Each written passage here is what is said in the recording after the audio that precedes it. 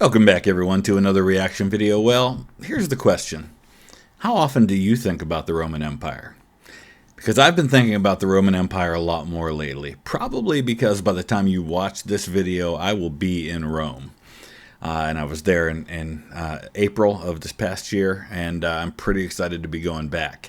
And so I've been learning a lot about the Roman Empire in preparation for my trip there this time. I've been reading some books by Tom Holland and others, and stumbled upon this video while I was preparing ideas for some videos to record for while I was gone. This is from History Abridged by Jack Rackham, and it's a day in the life of a Roman emperor. I thought this was kind of a cool concept of a video to do, where we just kind of take a look at what life would have been like for one of the many emperors of Rome. Understanding, of course, that every one of them had a different experience, but there are things that tie them all together, and I'm assuming that's what he's going to talk about.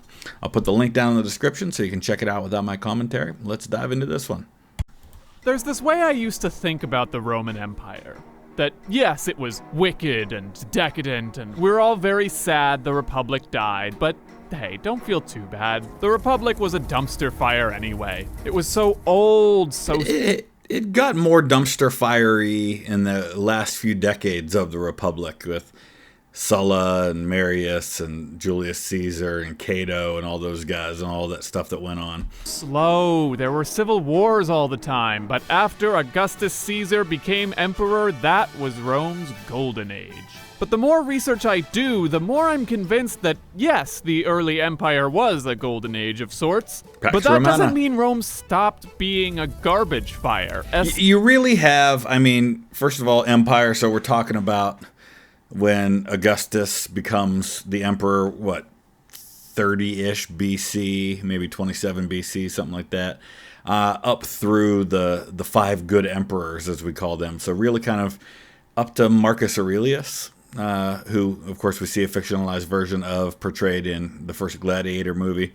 That's your kind of your window, 200 years or so there, where mostly things are going pretty good, and then it just goes south really fast. Especially at the top.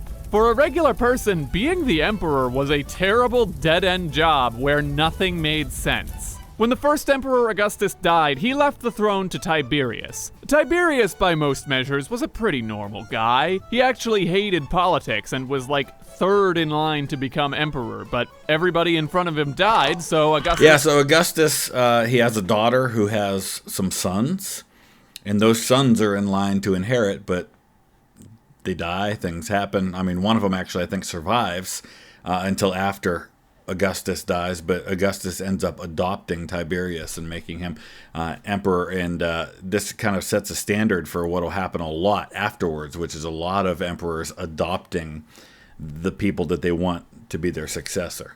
This started getting him ready. Did you bring your wife? Yeah, like you asked. Good. Divorce her. You're marrying my daughter. Hi. I thought she was married. Gods, yes, to my successor, who just died. I thought you said he was emperor material. I actually have to go. Far away. Into exile. What? I'm exiling myself. Tiberius! Bye.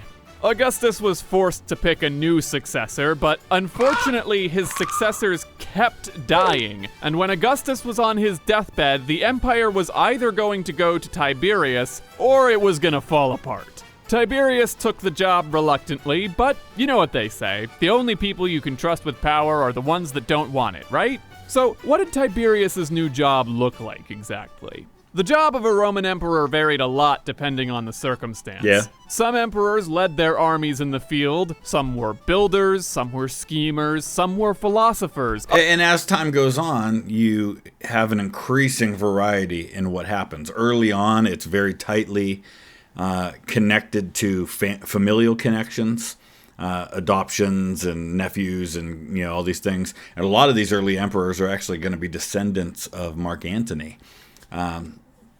But eventually you start having a lot more usurpers. You have generals, and you have people who are governors, and you have people who just have an in with the Praetorian Guard, and there's a lot of different ways that people will become emperor. Others were artists. Tiberius's day would probably involve a lot of reading and replying to messages, maybe some meetings. He needed to be kept up to date about how the latest military campaign was going or how much tax was coming in from the provinces. Occasionally there would be trouble in the border provinces and he would ride out to check on everything once the fighting had stopped. It was pretty routine work, but that didn't stop everybody and their dog from throwing parades and building statues of him, very much to Tiberius's chagrin. But that kind of stuff was happening before there were emperors, too. I mean, you had all kinds of statues and busts being made of people like Pompey.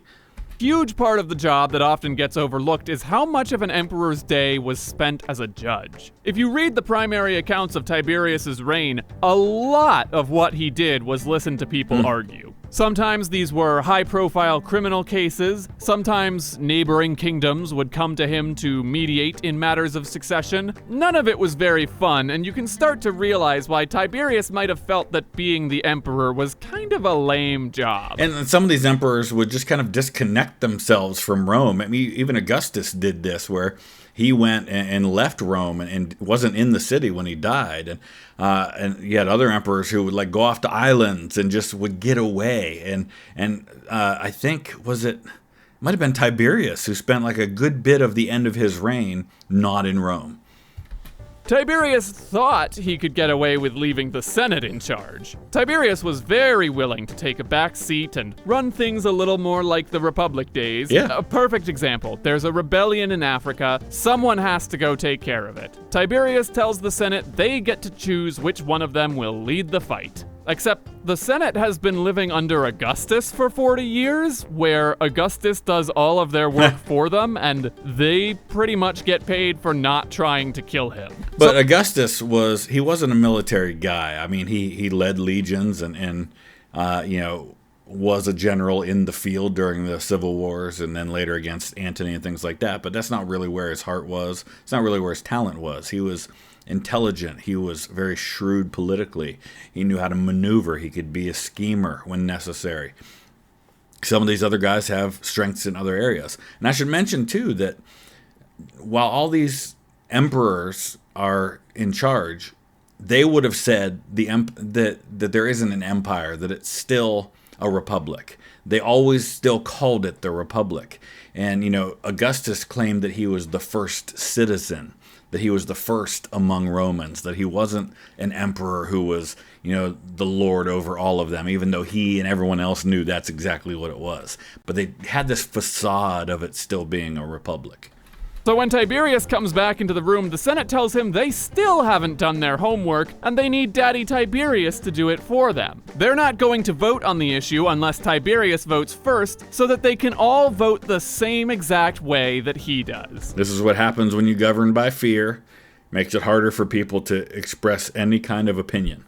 Half the time, the Senate isn't even debating anything important. Half the time, they're just starting pointless drama with each other and forcing Tiberius to take sides. Here's an actual example of what one of Tiberius's court cases looked like. This is a story about a senator named Lebo. Young Lebo is out with a friend one night, and his friend tells him, You ever been to a fortune teller before? Oh yeah? That sounds fun! Lebo dies for the Republic. What? What? Lebo is dragged to the Senate and accused of seeing a fortune teller. The prosecution claims he asked her if he would be rich one day, which was definitely code for will I kill the emperor and take his job. Tiberius It's only code for that if somebody wants it to be code for that. already knew about this. Somebody had already told him, and he very clearly did not care. But the Senate was on the edge of their seats. This case was really important to them. Lebo shows up in front of the Senate and is worried sick. I mean, literally, so exhausted from fear and anxiety was he that he shows up in the Senate chamber being carried in a litter. Wow. And when it's his turn to speak, he feebly rests on the arms of his brother, limps to the stand, and raises his hands to Tiberius. Tiberius, it should be noted, was so used to the Senate pulling this kind of thing that the history books explicitly describe how neutral his expression was. That's evidence awesome. against Lebo. And I love that we have that level of detail from the Roman Empire. I love that we have people like Cassius Dio writing this stuff down and telling us all of these crazy details. Now, you have to take it all with a grain of salt, as you do with any history that we have only very few accounts of. There's biases and there's agendas and all that sort of stuff. Was essentially a diary where Libo had allegedly written suspicious marks next to Tiberius's name, and written, "Today I saw a fortune teller and asked if I would be rich enough to pave the highway with gold. I hope no one ever finds out I did that." Libo denies the allegations with the usual dramatic flair. Can we get someone who recognizes his handwriting? Great thinking, Your Majesty. We have a slave? Oh, he'll tell us everything.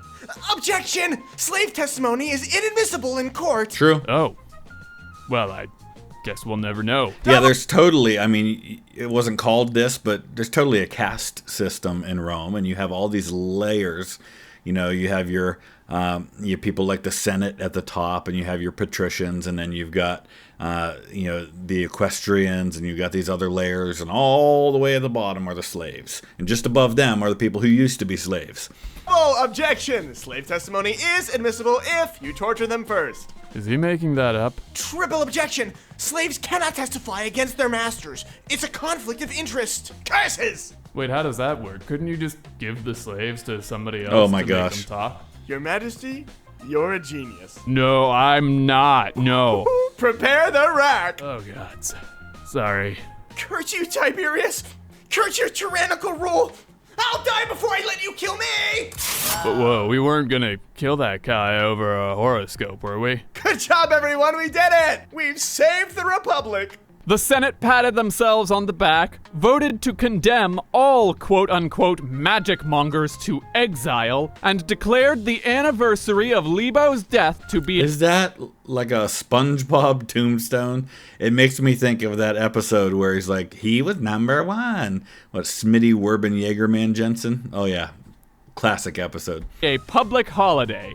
Believe it or not, this kind of thing happened all the time. This wasn't even the dumbest thing somebody got accused of. An aristocrat sure it's once not. got dragged in front of the Senate on charges of stealing a senator's seat during a gladiator fight. And I want you to know, the Senate brought their A game to every one of these cases. Because if an aristocrat was found guilty of treason, the senator who accused him got to take all of his stuff. There you go. And this, again, this is something, when we talked earlier about the dumpster fire during even the Republic, this is something you have what goes on during the early part of Julius Caesar's life, and he very nearly ended up dead because of it, where you have these prescriptions where they basically list all of the people who were on the wrong side of the Civil War.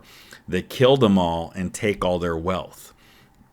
And the same thing will happen again later on during the Second Triumvirate, when you have Mark Antony, you have Lepidus, and you have Octavian, who later is Caesar Augustus, where they come up with this list of all the people who are on the side of Brutus and Cassius, who were the assassins of Caesar. And they list who's going to die, and they're going to take all their wealth in order to be able to pay their legions, in order to be able to pay off their debts from the war. And something that had to happen with that one that they don't show, like in HBO's Rome, is that each one of the triumvirs had to like give somebody up that was close to them. For Octavian, it was Cicero. I think for Mark Antony, it was a relative, and I think Lepidus had to give up his brother. So it was crazy stuff like that. There are whole speeches still preserved. It's like if Shakespeare could subtweet. Tiberius hated his job. Thankfully, there was one other person in his administration who was able and willing to do the Senate's job for Claudius? them. The captain of the royal guard, Sejanus, was of a lower social class than most of Tiberius's administrators. So he's but probably an equestrian, I would guess. his family had served the emperor faithfully for many years. In Tiberius's own words, Sejanus was the partner in his toils of running the empire. Sejanus, stamp this. Sejanus, read this for me. No, it's all in the wrist. Sejanus, delegate this. Yeah, this is good. We got a good system here. As Tiberius's reign went on, he pretty much hired Sejanus to be the emperor for him, giving himself more time to read by the pool on his private island, and possibly fill the pool with hotties for wild cuddle parties. 100%. Belly flop. Probably not. Roman historians said that about every emperor they didn't like, but I guess technically... And that's part of it. You have to consider the source. When are they writing? Why are they writing? If they're writing a long time after, they're going to really spice it up for their audience. He could have spent his time doing that. The Senate benefited from this arrangement in different ways. A plot twist, Sejanus was actually evil and purged all of the senators who disagreed with him. No one can speak to Tiberius without going through me. Worship me, or your lives are forfeit. Finally, a man we can reason with. Somebody build this man a statue. Sure, he might have killed half the senators, but now the rest of them had someone they could actually suck up to. It's right there in the job description, suck up and bicker. If the Empire was a machine, it was created with a Sejanus-shaped hole right in the middle, just waiting for someone to come along and fill it. But don't worry, because next you're going to get Nero, well, you're going to get Caligula and Nero and some of those types of characters. What Tiberius failed to understand, it seems, was that all of the Senate's tomfoolery was not a bug, but a feature. Yep. Not that it was good for the Empire, it very much wasn't, but Tiberius accidentally broke the system precisely because, instead of fixing it, he just acted like it wasn't corrupt. The Empire only functioned with someone willing to accept and embrace the dumpster fire, which would keep the Empire burning for another Embrace the horror. 1,400 years. Sejanus knew it, and the Senate definitely knew it. The story goes, and take this one with a grain of salt, that years later, when Sejanus was dead and Tiberius was dying, the Senate threw a huge party to celebrate the end of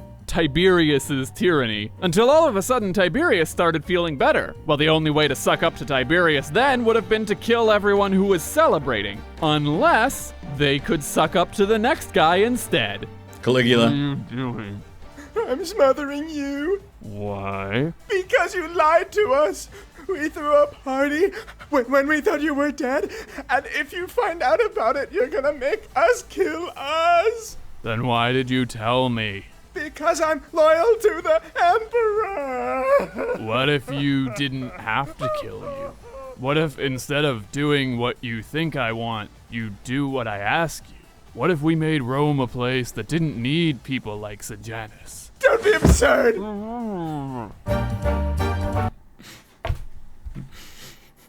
All right, that was interesting. I mean, it didn't go into a ton of detail on a day of the life of the Roman Emperor, but still an entertaining video and absolutely true. And I'll probably be doing more Roman Empire stuff in the near future just because it's fun and I'm in Italy as you're watching this. So thanks for watching. We'll see you again soon.